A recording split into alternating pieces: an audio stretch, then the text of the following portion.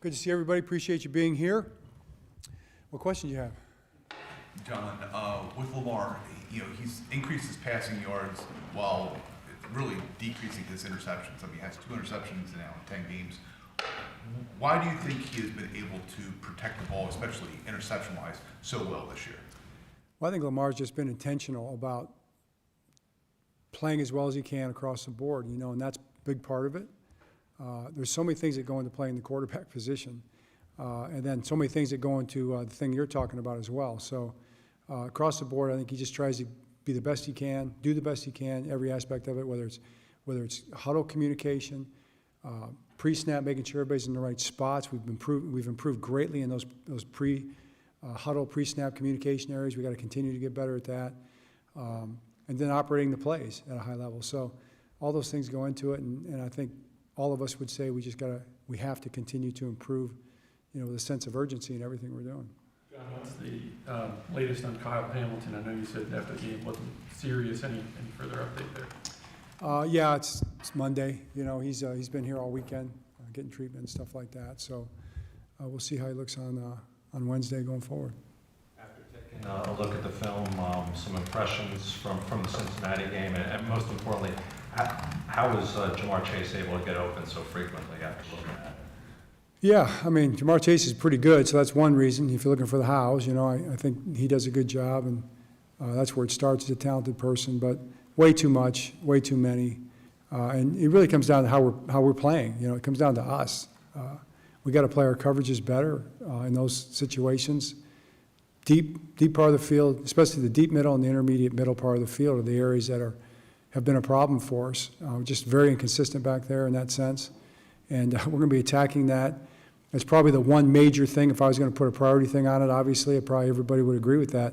That's the number one target that we have to get better at, is that aspect of our pass coverage. So, we worked at it through the weekend, and we'll continue to work at it, and everybody's determined to get better, and we have a growth mindset to get better at everything, but and with a high sense of urgency to get better at everything. But that one area has to get better.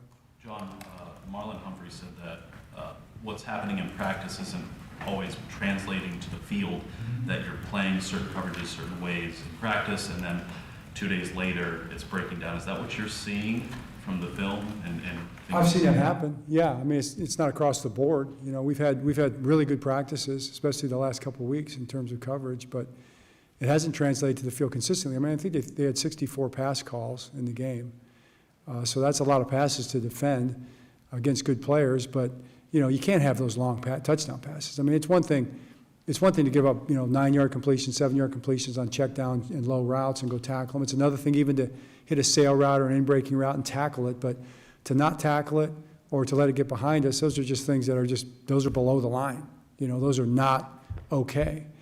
Not that you don't get beat every now and then. Teams get beat here and there, but it's just happening way too much with us right now. John, on the last one to Ja'Marr Chase, where it was kind of, I believe it was a one-play drive where they responded to you guys to score. Was there miscommunication on the back end there? Was there a misassignment? He kind of just broke right through the middle of the defense. Yeah, just the techniques were played wrong. They weren't played the way that they're designed to be played. So whether it's just something wasn't seen the right way or it was misunderstood, we'll look at it from a coaching standpoint that we didn't coach it well enough. We've got to coach it better. Make sure they understand it more clearly, and that's that type of situation. That same route's been covered before. That wasn't the first time it's been run against us. So, again, we've got to be consistent with it. We've got to be on point every single play. We have to have a clear understanding of what we're doing, and we've got to be urgent about it. John, Marlon also said that, something's got to change. You speaking broadly, obviously. When you look at it, do you anticipate, or will you look at any potential, personnel changes, moves, et cetera, including responsibilities and things like that? Of course, you consider everything. So there's everything's on the table always. So I don't think that's any news story. It's definitely not headline worthy, because that's what you do. That's what I spent the weekend doing, and that's what our coaches spent the weekend doing, and that's what our players spent the weekend doing in the back end. So we'll look at every aspect of it, and pursue the best path that we can think of and that we see going forward with a great sense of urgency, like I said, and we'll be pointed toward the Pittsburgh game in terms of what they do and who they have doing it, and and go out there and play good football. John, Lamar Jackson, his lowest passer rating against any team is against Pittsburgh. Now, I know he missed a couple games with injuries, but what has it been about Pittsburgh that has kind of stymied him so? Yeah, I think that they played well against us, and we haven't played well against them, in that sense, as far as moving the ball and scoring points and all that. So this is a new game. We don't live in the past, and we're moving forward and we don't live in the past game. We don't live in the past record. None of that matters. It's the next game. No matter what happens, you get ready for the next football game in the National Football League. So, but we'll look at it, scientifically. You go back and watch all the games, and try to make sure that we're doing the things we need to do to win this particular game. John, I know you're focused on wanting to improve the coverage on the back end, but pass rush Thursday night might have been the best team-wide pass rush that you've had all year. Some people pointed to Travis Jones being back healthy, played a season high in snaps. What does he bring for you in the front, whether we're talking pass rush or stopping the run, that he's not someone who shows up on the stat sheet a whole lot, the traditional stats. What makes him so valuable to what you guys do up front? Right. Well, the inside pass rush is really important, is a big deal. And it doesn't always show up with sacks, A lot of times it shows up with just pressing the pocket, shallowing the pocket out for the quarterback. If there's depth to the pocket and he's got room to step up and make throws, and in the game, Burrow did step up and had a couple of throws, but a lot of times he wasn't able to step up, and that was all those guys. And of course, Travis was who you mentioned. I thought he did a great job of that, and he always has. John, I guess if you look at the numbers, a lot of the big plays that you've given up in coverage have been in zone looks. If you were to sort of explain to people what you think are the fundamentals of playing zone coverage well, what are the key things? The basic thing is to keep the ball inside and in front at its most fundamental level. I think whether it's zone, it applies to run defense as well. You got to keep the ball in front of you. We believe in top-down principles for sure. Sometimes we're in spot zone, sometimes we're in match zone, sometimes we're in fire zone, sometimes we're in 2 deep, sometimes we're in 3 deep.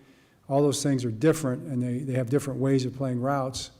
But the bottom line is that you want to keep the ball in front of you, and you want to be able to see your threats and the ball. That's important. And maybe sometimes that's stated in terms of playing square. Now, if you're running with a route downfield or you're in press coverage, that can be zone as well, and it looks like man. It's kind of a man version of zone. You still got to be able to find the ball, and that's kind of where it starts. John, we haven't been able to talk to you since the Tre'Davious White trade became official. How do you see him fitting in, and what do you like about what he brings? Yeah, just first of all, high-level human being, great guy. Everybody that's been around him says that. High-level competitor, tough guy.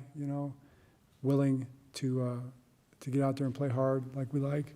So we respect that about him. We expect him to get in there and start taking snaps in the rotation, and at corner. So that's why we traded for him. So we're looking forward to it, and I know he's excited. John, with that, Deontay Johnson, it seems like his workload is starting to increase. Do you imagine this week kind of maybe looking a little more in terms of his workload, like what you expected to be throughout the rest of the season? Absolutely. See, same kind of conversation, and he's been here now for somewhat of a number of practices. I mean, last week wasn't. We only had one practice. That was really where he got a chance to move around, but I would expect that to ramp up. Yes. Do you guys see Tre'Davious White as an outside cornerback in this? Do you guys see Tre'Davious not moving around? As an outside corner? Yeah, that's where he's played mostly. John, you look at the division, Ravens, Steelers have kind of separated themselves a little bit at the top of the division. How big do you think Sunday's game could be in determining who gets the division title? Yeah, I mean, it's if you want to win the division, you got to win division games. So that's the deal. They've had a great season. I mean, they've done a great job against the people they've played against. And they've found ways to win different ways. Defense has been very consistent. Pass rush, obviously, it starts with the pass rush for them and the run defense. That's where they start, and then you got to deal with that. And then obviously, I think their safeties and their corners do a great job of triggering versus run, and getting up there and making tackles. And then they're very aggressive in coverage. So, and you know what? Every year for the last 17 years, that's what you could say about Pittsburgh's defense. they take on that personality, and it goes all the way back. You know, Mike has done a great job with that. He's a defensive coach, and all respect for that. And then you go back to Coach Cowher, you know, and you go back to Coach Noel. You know, they were all, it's all in the same vein, the consistency with that. Offensively, they've done a great job with the two different quarterbacks. Now they got Russell back. Russ, we got a lot of respect for Russ and what he does well, and I think they're leaning into his skill set, you know, and they've got some receivers that match that up a little bit. Offensive line continues to grow, and they got two really good backs. So that's who they are right now. John, Keaton Mitchell obviously came back.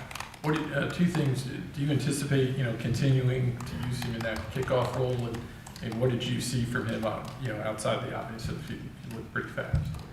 Yeah, I mean, Keaton's a really good football player, you know, so he'll in that role as a running back, you know, it's got some special teams elements to it for sure. And boy, I like the ball in his hands, so have him back there in kickoff return. I'm sure he'll be on some other phases, but really start working him into the offense as well. That definitely, you know, I do see a little bit of a three-headed monster there potentially, you know, and we'll see where that goes over the next course of the games, and hopefully that's something that can start to develop for us.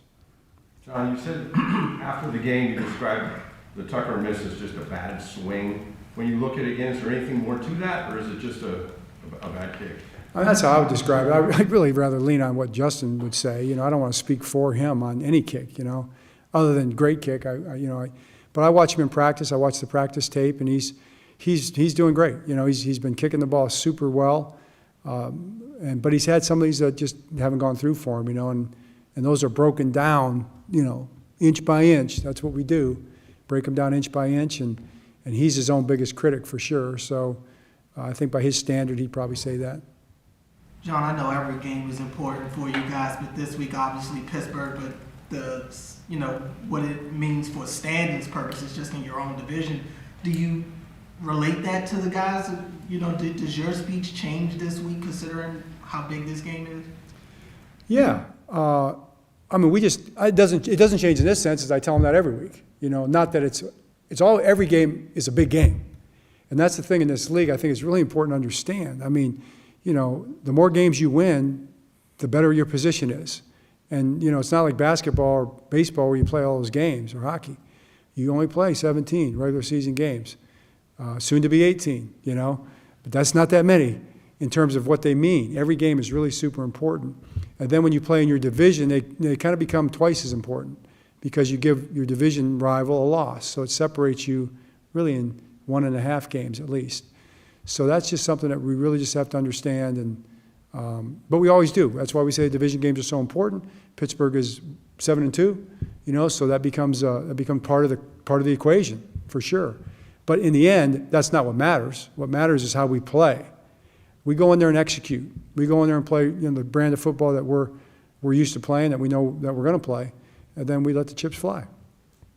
Coach, you mentioned Russell Wilson earlier. I don't know how much you've gotten into the film yet, but how have you seen him elevate the Steelers offense, or just what does he bring for what you know of him in general? Yeah, I mean, he's making plays in the passing game for him. You know, he's doing a good job in the boots, the play action, drop back passes. He's using the full depth of the field. You know, he's always been known for throwing the Russell Wilson deep ball.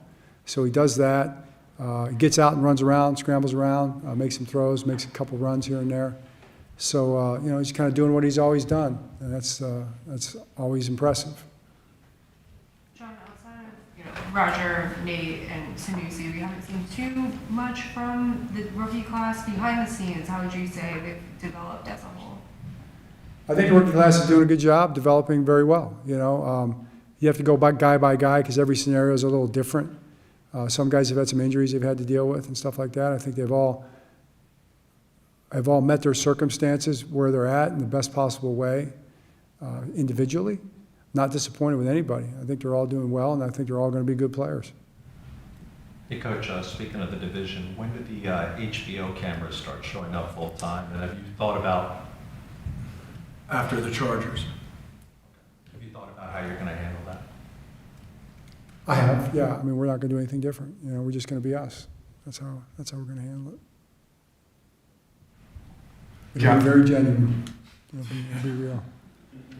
John, as you look at things in the secondary, do you see Brandon Stevens all as a guy who could move around, perhaps play some safety if you need him there? Brandon Stevens moving to safety potentially? No, that's not really on the table right now. He's got a big job right now he's trying to take care of. If you're talking about deep safety, now we move guys around underneath all the time. All right. All right, great, thanks. Thank you. All right, thanks, guys, appreciate it.